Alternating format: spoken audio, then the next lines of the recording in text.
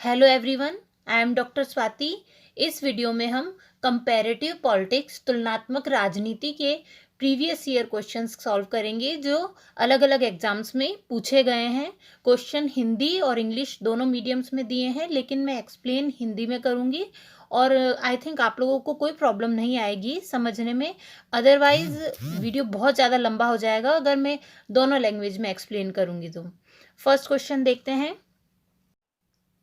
निम्नलिखित में से किसने तृतीय विश्व की धारणा को अस्वीकृत किया है, यह दावा करते हुए कि आर्थिक विनिमय संबंधों के जटिल जाल से जुड़ा हुआ एक ही विश्व है? एक विश्व अर्थव्यवस्था। Option A Immanuel Wallerstein, option B Andre Gunder Frank, option C Samir Amin या ऑप्शन डी पॉल बैरन।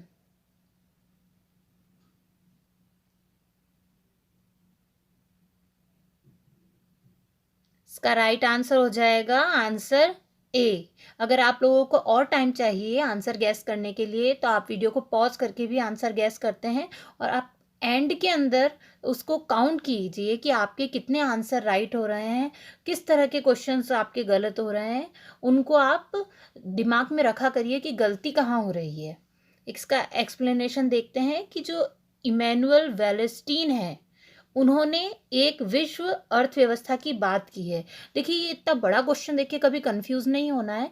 इसी के अंदर सिर्फ एक शब्द है, एक वर्ड ऐसा है जो हमें हमारा आंसर देगा, एक विश्व अर्थव्यवस्था। अब आप ये देखिए कि एक विश्व अर्थव्यवस्था की बात किसने की थी?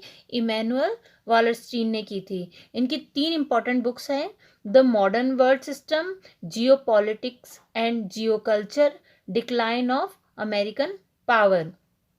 ये बेसिकली मार्क्सवादी विचारक थे और जिन्होंने विश्व व्यवस्था को विश्व अर्थव्यवस्था की संज्ञा दी थी। और ये जो संपूर्ण विश्व है उसे 3 एरियाज में डिवाइड करते हैं, 3 टाइप की कंट्रीज में डिवाइड करते हैं, कोर, परिधि और अर्ध परिधि।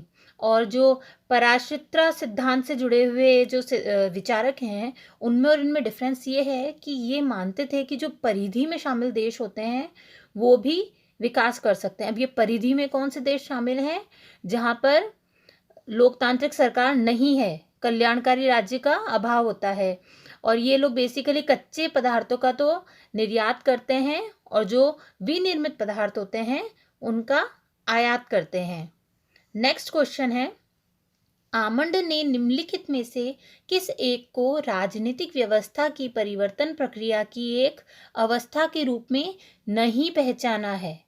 मैं हमेशा कहती हूँ आप ये इस नहीं को हमेशा ध्यान रखा करिए, क्योंकि ये ऐसी सिली मिस्टेक्स में आपके मार्क्स चले जाते हैं और एक एक क्वेश्चन से आपका सिलेक्शन रह जाता है। ऑप्शन ए हितवाचन, ऑप्शन बी हित समुच्चयन, ऑप्शन सी राजनीतिक भर्ती या ऑप्शन डी नियम अधिनिर्णय। देखिए जो एकदम टिपिकल हिंदी यूज़ की जाती है, आप इससे कंफ्यूज मत होना। और आप अगर आप हिंदी मीडियम के भी हैं तो आप अगर कोई क्वेश्चन में अटक रहे हैं, आपको कुछ समझ में नहीं आ रहा, तो आप उसका इंग्लिश वर्जन भी देखा करिए।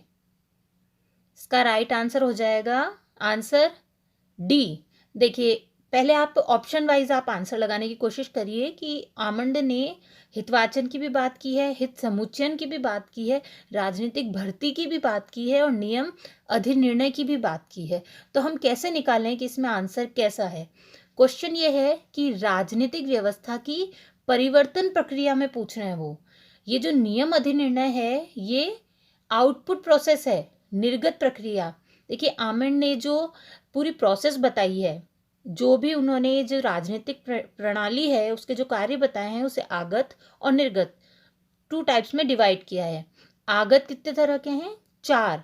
राजनीतिक समाजीकरण और भर्ती, हितों का स्पष्टीकरण, हितों का समूहन और राजनीतिक संप्रेषण या संचार।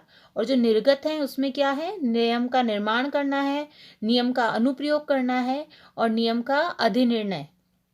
तो जो फर्स्ट 4 हैं ये आगत हैं और ये जो अंतिम 4 हैं ये आउटपुट है, निर्गत हैं। यहाँ पे ये राजनीतिक प्रक्रिया की अवस्था पूछ रहे हैं तो उसके अंदर सिर्फ आगत की बात हो रही है। इसके कारण ये नियम अधिनिर्णय जो आउटपुट एलिमेंट है उसको हम इसमें शामिल नहीं करेंगे। नेक्स्ट क्वेश्चन है, राजनीतिक विकास से अभिप्राय है संपूर्ण राज्य का विकास, लोगों की चेतना का विकास, राज्य के माध्यम से संपूर्ण समाज का विकास, राजनीतिक भद्र जन का विकास।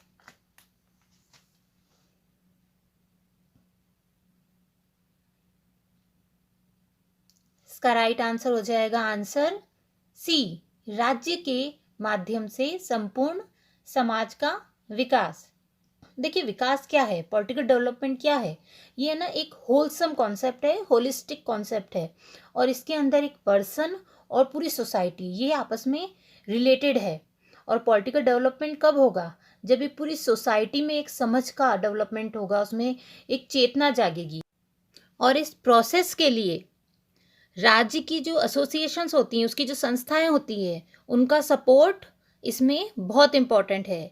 इसलिए जो समाज का विकास होगा वो राज्य के सहयोग से ही होगा। नेक्स्ट क्वेश्चन है, संविधान के बिना राज्य राज्य ना होकर अराजकता का शासन होगा। ये स्टेटमेंट किसने दिया है? ब्राइस ने, जेलिनेक ने, डाइसी ने, C.F. स्ट्रॉन्ग ने।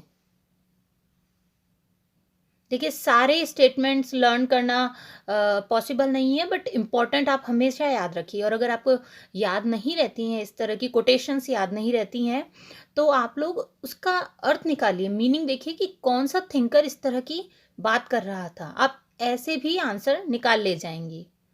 इसका राइट आंसर है आंसर बी, जेली नेक। देखिए जेली नेक ने कहा है कि जो कॉन्स्टिट्यूशन है वो कंपलसरी है।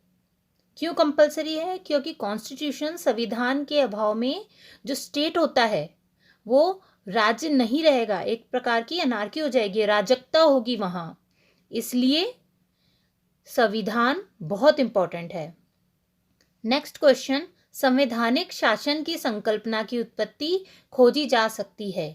प्राचीन यूनानी काल में, मध्य युग में, 18वीं शताब्दी में, 20वीं शताब्दी के प्रारंभ में।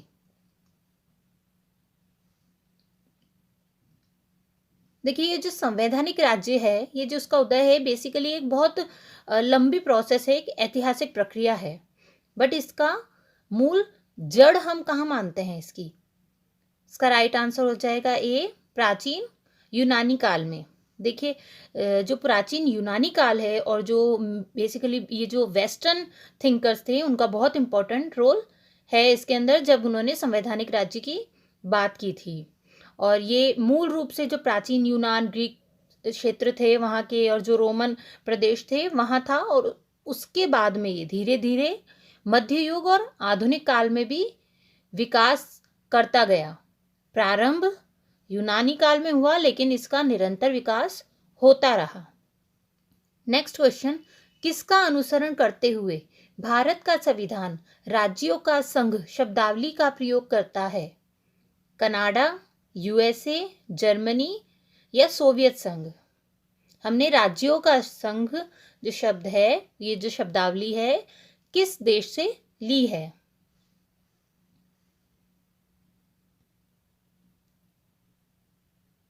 इसका राइट आंसर है ए, कनाडा। देखिए जो राज्यों का संघ ये जो शब्द है, ये कनाडा से लिया गया है। और एक तरह से हम कह सकते हैं जो हमारी जो संघात्मक व्यवस्था है, जो हमारा फेडरल सिस्टम है, ये बहुत कुछ कनाडा से प्रेरित है।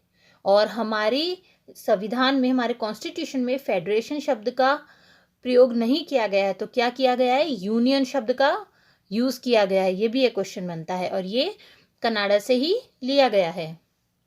नेक्स्ट क्वेश्चन है, दबाव समूह मुख्यतः माध्यम है। किसका माध्यम है दबाव समूह? हित अभिव्यक्तिकरण के, राजनीतिक समाजीकरण के, सामाजिक संप्रेषण के, संस्कृति निर्माण के?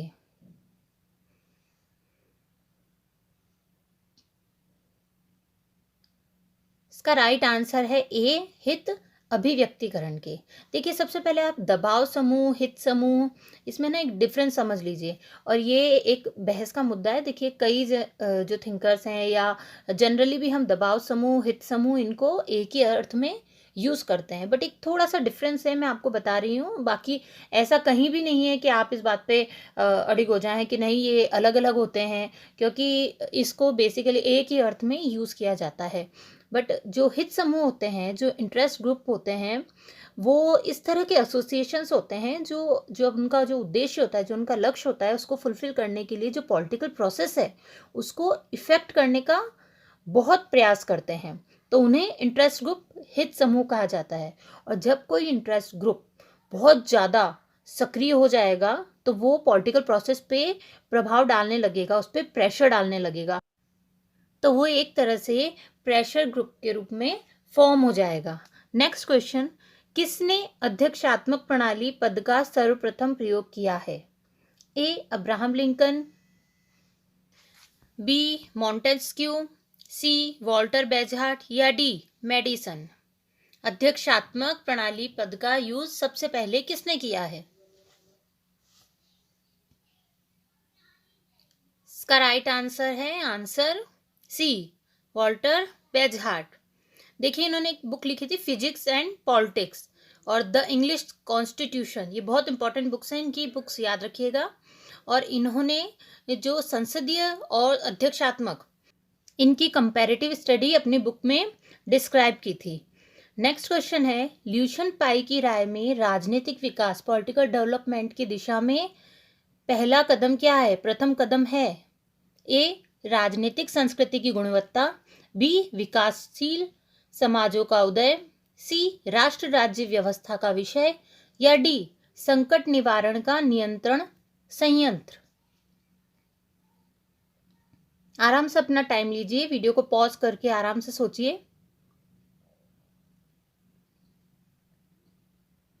इसका राइट आंसर है सी राष्ट्रीय राज्य व्यवस्था का विषय। देखिए ल्यूशन पाई ने पॉलिटिकल डेवलपमेंट के लिए सबसे पहले सबसे बेसिक बात क्या कही है कि एक राष्ट्रीय राज्य व्यवस्था का निर्माण होना चाहिए।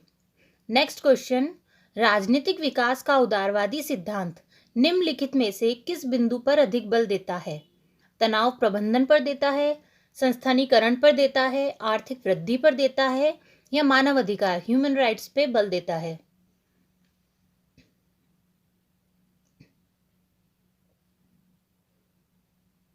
इसका राइट आंसर है आंसर बी संस्थानीकरण।